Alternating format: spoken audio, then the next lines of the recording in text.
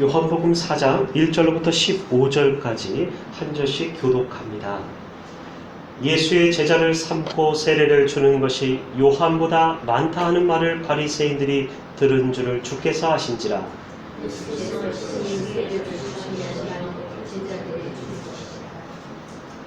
유대를 떠나서 다시 갈릴리로 가실새 사마리아에 있는 수가라 하는 동네에 이르시니 야곱이 그 아들 요셉에게 준 땅이 가깝고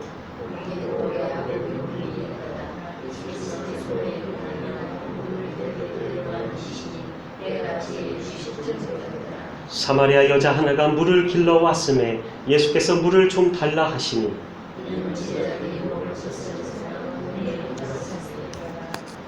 사마리아 여자가 가로되 당신은 유대인으로서 어찌하여 사마리아 여자 나에게 물을 달라 하나이까 하니 이는 유대인이 사마리아인과 상종치 아니함이로라.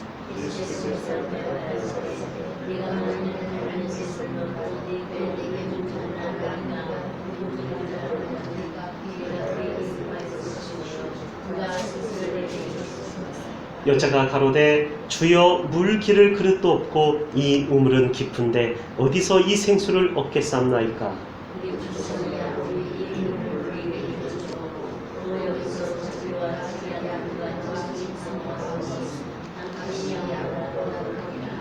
예수께서 대답하여 가라사대 이 물을 먹는 자마다 다시 목마르려니와 내가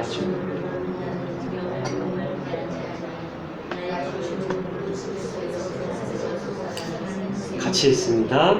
여자가 가로되 주여 이런 물을 내게 주사 목마르지도 않고 또 여기 물 길러 오지도 않게 하옵소서. 잠시 기도합니다. 살아계신 하나님 고맙고 감사합니다. 더운 여름철날 하나님 건강 지켜주시고 우리 교회에 있지 않고 늘 예배 때마다 나오게 하심 감사합니다. 주의 말씀에 꿀을 먹으며 성장할 수 있도록 역사하여 주시옵시고 우리가 늘 기도와 숨쉬는 것과 우리가 말씀의 떡으로 함께 하여 주시어서 건강할 수 있도록 역사하여 주시옵소서. 오늘도 말씀하시기 원하고 살아계신 예수님 이름으로 감사하며 기도합니다. 사마리아 여인과의 대화. 사실 첫 번째 시간입니다. 요한복음 16번째 강해. 종종 계속 쉬었는데요. 저도 요즘에 지난번 말씀드린 바와 같이 좀 개인적으로 여러 가지 바쁜 일들이 죄송스럽게도 많고요. 그 일들을 좀 정리하고 있습니다. 강권하심으로 정리를 하게끔 하셔서 주님의 뜻이 오히려 저희의 삶을 정돈케 해주시는 것 같아서 감사할 따름입니다. 잘 되고 있어요. 사마리아 여인과의 대화. 저희가 앞서 1장에서 보았던 세례 요한의 그 증거, 세례 요한의 증거가 누구에 대한 증거였습니까? 예수님에 대해서 증거하는. 세례 요한이 살았던 목적이 무엇입니까? 예수님에 대해서 전하고자 하였던 이 삶의 목적을, 자기 정체성을 분명히 알았다는 것입니다. 2장에서의 가나 혼인잔치의 기적, 또 3장에 와서 니고데모 관원과의 대화가 나왔습니다. 그리고 오늘 4장에서 볼 사마리아 여인과의 대화까지 모두 다 누구에 대한 증언입니까? 바로 예수님에 대해서. 이 예수님에 관해서 모르면은 하나님을 안다고 할 수 있을까요? 몰라요. 그러니까 몰라요라고 제 대답이 아니라 모를 수밖에 없다라는 것입니다. 왜? 성경은 예수님을 증언하고 있기 때문에. 예수님을 통하지 않고는 구원도 없고 영생도 없고 우리가 신앙생활을 할 이유도 없습니다. 예수님 때문에 내가 사는 것이요, 그리스도와 함께 이제 내가 믿음으로 이제 사는 것이에요. 십자가에 나의 육신의 정욕과 욕심과 탐심과 그 모든 것들을 예수님 모를 때, 하나님 모를 때 살던 모든 것들을 이제 못 박아 죽였느니라 라는 것이 이제 그리스도와 함께 내가 사는 소망으로서 살아가는 것이 바로 이제 그리스도인이라고 칭함을 받기에 충분하다는 거죠. 모두 다 누구를 증거하고 있어요? 바로 예수님을 증거하고 있다는 것이, 모두 다 예수님에 관한 증거들을 제시하고 기록해 놓고 있다라는 사실입니다. 여기에서 벗어나면 어떻습니까? 그 성경이 아닌 것이에요. 모든 포커스가 바로 예수님께로 귀결되며 예수님께로부터 하나님 아버지께로 간다라는 것이에요. 예수님에 관해서 알려면요, 물론 성경 전체를 보아야겠죠. 성경 창세기를 읽고 예수님 알 수 있습니까? 예, 알 수 있습니다. 성경의 레위기서를 읽고 율법서를 읽고 제사에 대한 규례들을 읽고 예수님 만날 수 있습니까? 예, 만날 수 있습니다. 그래서 성경 전체를 보면 예수님 알 수 있습니다. 그런데 요한복음 우리가 보았던 1장부터 3장까지의 내용만 보아도 예수님에 대해서 알 수가 있죠. 예수님에 관해 또 예수님이 이 땅에 오신 목적인 우리 인간과의 상관관계가 있는 구원과 그 거듭남에 대해서 1장부터 3장에서 명시해 놓고 있어요. 이 요한복음은 특별한 책이에요. 제가 앞서 지금 서술하기를 이렇게 설명드렸습니다. 이 책은 어떤 책인가? 바로 뭐하고 관계 있는가? 인간과 하나님과의 상관관계 가운데 있어요. 인간 따로 지음받았고 하나님 따로 계시지만 그것이 아니라 이것을 하나로 묶어주는 역할이 바로 예수님의 십자가지요. 예수님을 통해서만 이 길을 갈 수 있는 것입니다. 인간과의 상관관계가 있는 이 구원과 거듭남, 또 성령 하나님에 대해서도 어디 써 있다고요? 바로 요한복음 1장에서부터 3장까지 써 있다는 거예요. 또 4장까지의 내용을 보아도 예수님이 어떤 분이신가에 대해서 참 재미있게, 알기 쉽게 실제적인 내용을 가지고서 그려주고 있다는 거예요. 이건 누가 봐도. 그래서 신앙생활의 초년생들에게 성경 66권 중에 도대체 이 두꺼운 책을 어디서 봐야 될지 모릅니다. 이러면 목사님들 이제 지도 담당 교육자들은 요한복음을 먼저 읽으세요라고 한다라는 거예요. 요한복음을 통하여서 예수님을 알기가 더욱더욱 쉽기 때문이에요. 왜 그래요? 공간복음서고 바로 예수님의 행적을 기록해 놓은 것이 바로 이 복음서이기 때문이에요.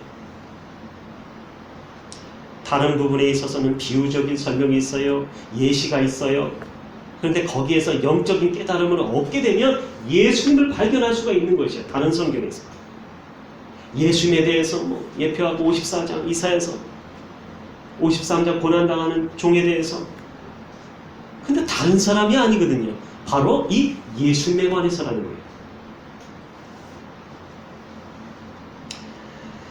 저는 그래서 요한복음 1장에서부터 3장까지가 바로 요한복음 전체에서 차지하는 어떤 비중으로 보아서는 이 엑기스와 같다. 엑기스와 같다. 함축적인 중요한 내용을 거기에 담고 있더라라고 생각을 합니다. 우리가 3장까지 오면서 조금 높은 산을 넘어왔어요. 저 역시 이러한 어떻게 보면 신론에 대해서, 여기 기독론에 대해서, 여기 인간론에 대해서 그런 부분들이 신학적인 부분들, 조직신학적인 부분들이 담겨있는 게 3장까지의 내용들이에요. 물론 이제 다른 부분도 마찬가지예요. 로마서를 교리서라고 합니다. 갈라디아서를 교리서라고 합니다. 교리라는 것은 성경의 뼈대예요. 뼈대. 이걸 알려면 마틴 로이드 존슨 목사님의 그 책을 읽어보면 아는데, 어쨌든 간요, 이 뼈대가 되는 그러한 신학적인 부분들을 설명하기가 쉽지는 않아요. 그래서 3장까지 오면서, 4장까지 오면서 3장의 내용을 가지고서, 3장까지 내용을 가지고서 상당히 우리는 점차적으로 이 산을, 이렇게 우리가 산을 타는 등반하는 것처럼 등산을 하는 것과 같아요. 저하고 여러분이. 그래서 높은 산을 우리가 이미 넘었다라는 것이, 이제는 좀 편해요. 내용 자체가. 오늘 4장은 유대인이 평소 상종하지 않았던 그러한 큰 수백 년간의 룰을 깨는 것이 바로 예수님이에요. 예수님이 복음을 전하자 사람들은 그걸 책잡고자 합니다. 예수님이 기적을 행하자 사람들은 율법학자들은 바리새인들은 사람을 시켜가지고 감시하라고 합니다. 제가 여기 오기 전에 한 얼마 전인가 그때 잠시 잠깐 그 강남금식기도원에서 이제 사역을 했습니다. 근데 물론 이제 나온 교육자들은 거기에 대해서 일체의 얘기를 안 하는 것이 룰이지만 이해가 안 가요. 감시를 하더라고요. 교육자가 교육자를 감시하는 체계를 만들어 놨다는 거예요. 도대체 누구 때문일까요? 뭐 때문일까요? 그걸 누가 만들어요 도대체? 왜 그런 일을 하는 거예요? 그렇게 해서는 아니 된다는 것이에요. 자, 그런데 이제 다시 이제 본문으로 넘어갑니다. 오늘 4장은 유대인이 수백 년간 사마리아인들과는 상종을 하지 않아요. 그 란루를 깨고 예수님이 이제 사마리아 여인과 대화를 나누시는 아주 특별한 장면이라는 것입니다.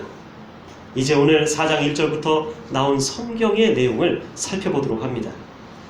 자, 예수님께서는 유대를 떠나서 갈릴리로 가는 가운데 어디를 통과합니까? 바로 사마리아 땅을 밟습니다. 이것은 이유가 없는 것이 아니에요. 누군가를 만나야 했어요. 계획돼 있었다 그거예요. 뭐 이건 뭐 예정이다 이렇게 말을 붙이기는 그렇고요. 계획된 것, 그 계획 속에, 하나님의 계획 속에서 예수님은 다른 유대인들은 전부 다 돌아가는 길을 돌아가지 않고 그대로 직진하여서 사마리아 땅을 밟았다는 것입니다. 여기에 중요한 사실들이 있어요. 성경에 잘 나타나지 않아요. 그러나 성경의 1장서부터 잘 보시고 마태복음을 보시고 요한복음을 보시면 어떻게 나타나는가? 성령이 그 예수님 머리 위에 오시고 성령 충만하심으로 이것은요 삼위 하나님이 같은 공동의 사역을 하시는 것을 보여주시더라고요. 우리는 이해할 수가 없어요. 우리는 우리의 머리로 지성으로 이것을 눈으로 봄으로 말미암아 기적을 봐도 그 기적에 대한 믿음이 잠시 잠깐일 뿐 잘 알지를 못합니다. 그런데 하나님께서는 이 공동사역에 대해서 알려주세요. 이거 뭐 공동사역이라는 것보다 삼위일체 하나님의 사역이에요. 쉽게 다시 간추려서 하나님의 사역이라고 볼 수 있어요. 예수님의 사역이고 하나님의 사역이시고 성령 하나님의 사역이 하나님의 사역이시고 예수님의 사역이라는 거예요. 삼위 하나님은 한 분의 하나님이세요.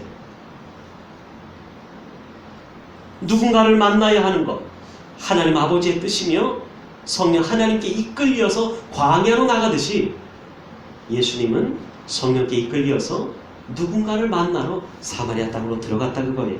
이것은 자신의 지상 사역을 펼치시기 위함이다. 복음 사역을 자기 자신을 내어주셨죠.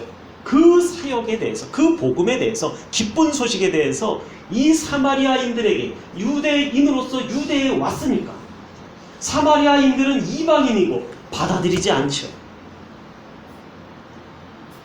그리스도를 대망하는 기다렸던 그러한 마음가짐도 없을 수 있어요. 없어요. 그런데 이방인에게 복음을 직접 전파하러 가신 하나님, 또 하나님의 아들이라는 거예요. 누군가 만나러 갔어야 돼요. 이것은 다른 분의 사역이 아니라 바로 하나님의 사역이었다. 이미 예수님을 따르는 무리와 예수님을 많은 사람들이 따랐습니다. 그리고 친히 불러 세우신 수많은 제자들이 존재했어요. 그러기에 예수님께서는 공생의 기간은 3년 반과 3년 반 미만으로 보는 의견들이 분분하지만요. 어쨌든 3년 반 정도로 보고요. 시간이 제한적일 수밖에 없었어요. 그러나 짧은 시간 가운데서 많은 제자들과 따르는 무리들과 여기에 이름도 거론하지 않고 이름도 성경에 올리지 않았던 예수님의 참 제자들이 많이 존재했었기 때문에 바로 예수님께서는 이 짧은 이 지상 사역 가운데서 매우 극대화하여서 이 사역을 펼칠 수가 있었다는 것이죠. 그러기에 예수님이 직접 세례를 주지 않으셔도 과거에 우리 한 1000명 이상 교회에서 담임 목사님이 세례가 아니라 여기서 안수기도를 금요일날 해주시고 특별한 날들이죠. 그리고 여기 막 부목사님들이 막 줄줄줄줄 있어요. 그러면 어디에 줄 제일 많이 있어요? 담임 목사님으로 막 칭칭 감아 있어요. 예수님은 직접 세례를 주지 않으시고 제자들이 주더라. 주실 수 있지요. 그러나 짧은 시간 가운데 극대화하여서 사역을 하실 수 있는 방법이 있었기 때문에 그게 바로 제자들을 통하여서 수많은 사람들을 세례를 주면 더 많은 사람들이 이익을 얻게 되고 하나님을 영접하는 그런 마음가짐에 다짐을 하게 되더라고요. 하나님 나라의 아주 복된 잔치처럼 좋은 일이죠. 그래서 예수님이 직접 세례 주지 않으셨어도 그의 제자들이 예수님께 오는 많은 사람들에게 세례를 직접 줄 수 있었습니다. 그런데 여기서 우리가 한 가지 생각해 볼 중요한 점은요. 우리는 세례를 받는다고 하여서 성령을 받을 수 있다고 생각할 수 있습니까? 자, 세례를 받습니다. 세례를 받는다고 하여서 성령을 받을 수 있다고 생각할 수 있을까요? 어떻게 생각하세요? 요한과 그의 제자들에게 세례를 받으러 가서 돌아오는 건 뭐였어요? 사람들에게 뭐였어요? 차가운 물세례뿐이었어요. 성령 세례였어요? 아니었어요. 차가운 물세례뿐이었어요. 나는 그의 신들매 풀기도 감당치 못하겠노라. 내가 주는 것은 물로 세례를 줄 뿐더러 그분이 오시면은 성령으로 세례를 주리라. 예수님께 가야 하나님의 성령을 받을 수 있음을 깨닫는 것이에요. 어느 교육자가 엊그저께 또 전화가 왔어요. 저한테 전화 오는 교육자 참 많아요, 보면. 근데 자기가 세례를 받았대요. 그게 무슨 세례를 받았냐? 당신 세례 받지 않았냐? 그랬더니 아니래. 세례를 받았는데 침례를 자기가 처음 받았대요. 아, 그러냐? 신기한가 봐요. 저희는 벌써 성령의 세례를 받은 줄로 믿으시기 바랍니다. 그 요한의 침례 물세례를 받는다 해서 여러분들이 성령의 세례를 받는다? 이건 착각에 불과하죠. 예수님이 아니고서는 다른 구원의 길이 없어요. 예수님이 아닌 또 다른 하나님이라면 어떠시겠어요? 그러면 성경에 안 써 있을까요? 강조하죠. 왜 자꾸 예수님 그래요? 성경에서 강조하고 있기 때문에. 십자가의 길. 누가 우리를 대신해서 죽으셨어요? 예수님이. 그래서 성령을 믿으라 이렇게 안 하고 하나님을 믿으라 그러죠. 근데 그게 다 통틀어 대변하는 말씀이에요. 그런데 성령을 받으라 그러지. 성령을 믿으면 구원을 받으리라 이렇게 안 해요. 그럼 뭐라고 합니까? 예수님을 믿으라 그러는 거예요. 예수님 받으라 그래 안 해요. 물론 내가 주는 떡은 생명의 떡이니 나를 먹으라 그래요. 너가 아주 이걸 먹고 나를 지려 밟아야 예수님이 죽어야 우리가 살겠다 그거예요. 근데 예수님을 받아라 이러진 않아요. 성령을 먹어라 이러진 않아요. 예수님의 주는 떡은 생명의 떡 내 살을 찢어서 주는 떡이라 그거예요. 살과 피를 찢었다 그거예요. 다른 분이 죽으신 게 아니에요. 예수님이 죽으신 거예요. 성령을 받으라 그러지 성령을 믿으라 이게 아니에요. 성령을 믿으면 구원을 받겠다 이것이 아니에요. 예수님을 믿음으로 너희가 구원을 받겠다 이것이 성경의 말씀인 것이에요. 다른 구원은 없다 그거예요. 다른 복음은 없다 그거예요. 그래서 성령은 믿는 것이 아니고 믿는다고 하여서 그러니까 받을 수 있는 것도 아니에요. 무슨 얘기입니까? 다시 말씀드려요. 제가 이게 맞는 말씀을 제가 부인하는 것 같죠?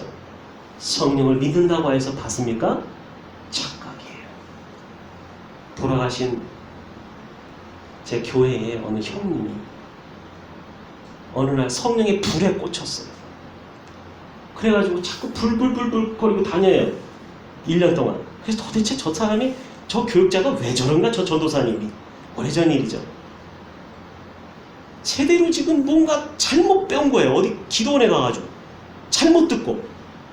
근데 그게 한번 꽂히니까 이 사람이 성령에 불불불 거리다가 예수님을 부인하는 것이 아니라 예수를 믿음으로 구원을 받고 우리가 이 성경의 체계가 이루어지는 것이 아니라 자꾸 이게 예수님 대신 성령을 얘기하더라고요.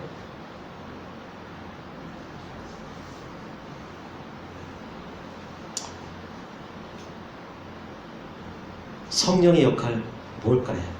성령 하나님의 역할. 성령님은 성령님을 믿어서 성령님 받는 게 아니에요. 예수님을 믿음으로 성령이 오게 되세요. 성령이 거저 옵니까? 돈을 주고 삽니까? 마술사 시몬처럼? 잘못 알았다 그거예요.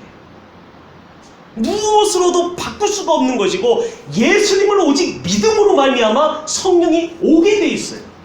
내가 회심하고 하나님께로 감으로 말미암아 날 좀 구원해 주세요, 살려주세요, 이럴 때 참으로 그 마음이 하나님께 닿으면, 그 기도가 하늘에 상달하면 이제 그래, 내가 너를 믿을 수 있도록 성령을 보내서 예수님을 믿게 해줄게라는 것이에요. 말씀을 깨닫게 하는 역할이 바로 예수님의 역할이 아니에요. 예수님은 다 주시고 가셨어요. 다 주시고 가셨어요. 더 이상 줄 게 없어요. 마지막에 주신 게 성령이에요. 아버지께서 성령을 보내심으로 말씀을 깨닫게 하는 건 왜 그래요? 하나님께로 가기 위함이에요. 예수님을 믿게 하기 위함이에요. 그래서 예수님의 믿음에서 떨어지는 순간 그 성도는 지옥을 가는 거예요. 따놓은 당상이라 그거예요. 지옥불에 떨어지게 됩니다. 예수님을 배반하고 성령을 회방하면 그것은 하나님의 자녀가 아니에요. 이제 하나님의 자녀에서 떨어지는 거다 그거예요. 그러니까 불지옥감이에요. 그래서 믿음에서 떨어지면 안 돼요. 이 믿음은 처음부터 믿음이요, 죽을 때까지 믿음인 거예요. 이 믿음을 버리고, 이게 바로 성령 회방하는 거예요. 믿음을 버리고 예수님을 부인하면 나도 너를 부인하리라 그거예요. 하나님께로 그리고 또 인도하는 역할을 한다. 그러므로 이것은 다른 구원의 조건을 이야기하는 것이 결코 아닌 것이다. 예수님이 만나셔야 할 사람을 성령의 인도하심을 따라서 예수님은 그 길을 나섭니다. 예수님과 성령 하나님은 하나이시기 때문에 성령의 생각이 곧 하나님이 아버지의 생각이시며 바로 성령의 생각이 곧 예수님의 생각인 거예요. 예수님은 그래서 우연히 그 길을 지나가신 것이 아니에요. 본래 사마리아인들과는 수백 년간 유대인들이 원수처럼 지냈대요. 아니, 원수지간이었대요. 그래서 유대인들은 돌아서 가는 길을 선택했습니다. 근데 그 길은요 2배나 멀어요. 어디에서? 지금 출발 유대에서부터 갈릴리까지 말이에요. 2배나 먼 거리를 돌아서 가더라 그거예요. 얼마나 싫었으면. 그런데 예수님은 돌아가시지 않고 곧장 유대인들이 가지 않는 사마리아 땅을 향해 걸어가셨다는 거예요. 예수님은 사마리아 여인을 만나기 위함이었어요. 그리고 그 수가라는 동네 사람들에게 바로 복음이신 그 자신을 전파하기 위함이었다는 거예요. 제법 거리가 멀었죠. 아니, 이게 무슨 일인가? 야곱의 그 우물이 있습니다. 거기서 만난 사마리아 여인도 수가성에 또 우물이 있어요. 근데 이상한 것은 그거예요. 이게 역사학자들이 얘기해요. 자기 성에 우물이 분명히 있는데도 불구하고 왜 제법 먼 거리인 거기까지 왔냐 그거예요. 그런데 이후에 어쨌든 간에 예수님도 거기를 오셨고 그 시간에 아주 딱 맞춰서 약속이 나는 듯이 그 성에 살던 사마리아 여인이 예수님을 만나게 됐다는 것입니다. 이것은 우연한 기회처럼 여겨지지만 우연으로 보기에는 그 인생을 통틀어서 너무나도 평범하지 않은, 평범하게 생각하고 지나칠 수 없는 평생에 기억될 만한 필연적인 만남이었다는 것이에요. 우리가 부흥회를 가고 어느 집회를 가고 어느 설교를 듣고 예배를 하고 찬양 집회를 가고 은혜의 장소에 가고 우연인 것 같지만 내가 하나님을 만났던 그 시간이 결코 우연이 아니죠. 그런 시간들이 과거에도 있었고 앞으로도 있으셔야 될 거예요. 하나님을 만나는 시간, 인생에 그냥 평범하게 그냥 뭐 지나칠 수도 있어요. 예수님인 것을 모르고 지나칠 수도 있어요. 그런데 거꾸로 얘기하면 만날 수도 있죠. 하나님을 만나는 감격의 시간이 오늘이 될 수도 있어요. 주일날이 될 수도 있어요. 그럼 이 만남에는 무엇이 있었나? 구체적인 목적이 있었다는 거예요. 바로 오늘 이 질문에 대한 대답이 성경이 말해주고 싶은 오늘의 핵심입니다. 무엇일까요? 예수님이 길을 가시다가 야곱의 우물이라 불리는 이 우물 곁에 앉으십니다. 그리고 약속이 난 듯 사람들이 그토록 가까이서 만나고자 열망하고 따라다녔던 그 예수님을 이 여인은 아주 쉽게 매우 가까이서 뵐 수가 있었어요. 그것도 따르는 무리도 없고 막는 제자들도 없었어요. 제자들은 끼니 걱정에 먹을 거를 사러 어디 갔어요. 먼저는 예수님이 그 여인을 지그시 바라보며 말씀하십니다. 굉장히 더웠어요. 이때는 마침 여행에 고나여 제자들이 먹을 것을 사러 그 동네에 들어갔었기 망정이지 같이 있었으면 예수님도 사마리아 여인에게 말을 붙인다는 것이 아마도 제자들에게는 상당히 놀라움이 되었을 것이에요. 더군다나 그 사마리아로 들어갔잖아요 지금. 그래서 그 여인은 아마 자신도 이 우물에 오면 이 뜨거운 햇볕을 좀 해갈의 갈증을 이것을 해결할 수 있지 않을까? 해소할 수 있지 않을까 생각해서 물을 얻어 마시려고 왔지 않을까 싶어요. 푹푹 찌는 더위에 도구도 없는 빈손으로 온 이 치맛자락 날리며 온 여인에게 물 좀 달라 하니까 먼저는 유대인인 것을 알고서 예수님 보면서 깜짝 놀랍니다. 흠칫 놀라요.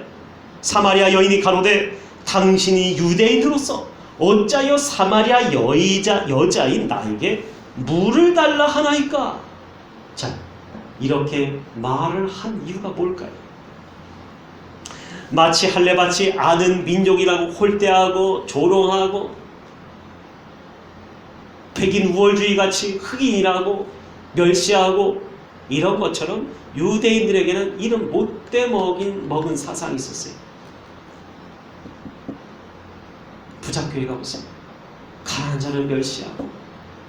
근데 예수님은 어때요? 낮은 곳으로 임하시고 그들의 손을 붙잡아 주시고 이 여인이 보통 여인이 아니에요. 남편이 여럿이었대요.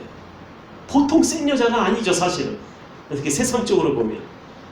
그런데도 불구하고 마치 막달라 마리아 같은 7 귀신 들린 여자, 가늠하다 붙잡힌 여자, 사회계층에서 소외되고 헐벗고 굶주리고 의지할 데 없고 정처 없이 나는 도와줄 사람 하나 없는 그 여인과 아이들에게 가서 손을 직접 아주 앉아서 그들의 시선을 맞춰서 눈높이를 맞춰서 그들의 언어로 가슴 절절하게 손을 내미시는 이 예수님. 누가 사역하세요 지금? 예수님 사역하시죠. 보여지는 건 누구예요? 보여지는 거 예수님 보여주세요. 하나님이 그렇게 하셨어요. 그럼 지난번에 그랬습니다. 이 예수님의 그 몸이 그대로 있을까라는 것이 아니죠. 그것은 그때만 필요했다는 거예요. 우리가 하나님의 아들을 인간 예수로 알면 안 돼요. 하나님이세요. 영이신 하나님이시다 그거예요. 육체는 없어요 이제. 자, 물론 이제 새로운 육체로 갈아입으셨죠. 자, 할례받지 않은 이방인들이라고 홀대했다 그거예요. 할례받지 않은 자들이다. 그래서 자신들만이 경건하고 구별된 민족이라고 자처하고 자부했었던 그 유대인들 참 잘났어요. 그래서 어찌하여 나에게 물을 달라 하나이까? 오히려 그때 당시에는 이렇게 예수님과 제자들처럼 전도 여행을 갔죠. 여행을 다니는 자들이 줄로 가죽에 줄을 해서 꿰어서 조그만 가죽에 그 그릇과 같이 쓸 수 있는 것을 가지고 다녔대요. 그런 도구를 가지고 다녔어요. 하지만 그게 어디 있었어요? 예수님에게 없어요. 오늘 본문에 안 나와요. 제자들에게 있었을 것이요. 예수님은 그 즉시 다른 기타 설명을 하지 않아요. 그리고 바로 그 여인에게 이렇게 말씀하십니다. 내가 만일 하나님의 선물과 또 너에게 물 좀 달라 하는 이가 누구인 줄 알았더라면 내가 오히려 그에게 그러니까 그가 누구예요? 바로 나에게 구하였을 것이요. 또 그가 생수를 너에게 주었으리라. 여기서 여인의 반응을 보십시오. 반응이 더욱 기가 막힙니다. 유대인이 사마리아 여인에게 말을 건다라는 사실을 사마리아 남정네들이 알았으면 돌을 던졌을 것이에요. 너 지금 우리 민족의 여인을 좀 조롱하냐? 그러면서 막 욕을 했을 것이에요. 막 붙잡아서 어떻게 하려고 했을 것이에요. 니네가 우리 민족을 이렇게 원수처럼 여기면서 뭐? 우리에게 물 좀 달라고? 그런 돌을 넣었을 거야, 그 입에. 그 정도의 원수지간이었다는 거예요. 막 지나갈 때 막 그냥 돌을 던집니다. 근데 그 지금도 그래요, 지금도 거기 가면 뭐 베두인족도 있고 뭐 텐트 치고 막 이렇게 도난 유목민족 있잖아요. 근데 지금도 그렇게 돌을 던진대요. 자, 그런데요, 반응이에요, 반응. 그 여인의 반응이 분명 목이 말라서 자신에게 물 좀 달라 했던 분이지요. 그런데 갑자기 내가 너에게 생수를 줄 수 있다. 아니, 조금 전까지도 내가 목이 마르니까 물 좀 달라 이랬던 분이 뭐라고 합니까? 너가 구하면 내가 너에게 생수를 줄 수 있다라고 한다는 것이 그 세상적으로 보면 화를 낼 수 있는 장면이었어요. 하지만 이 여인은 어때요? 기이하다는 건 그거예요. 믿음을 갖게 됐다는 거예요. 믿음이 언제부터 왔어요? 그 즉시로 왔어요.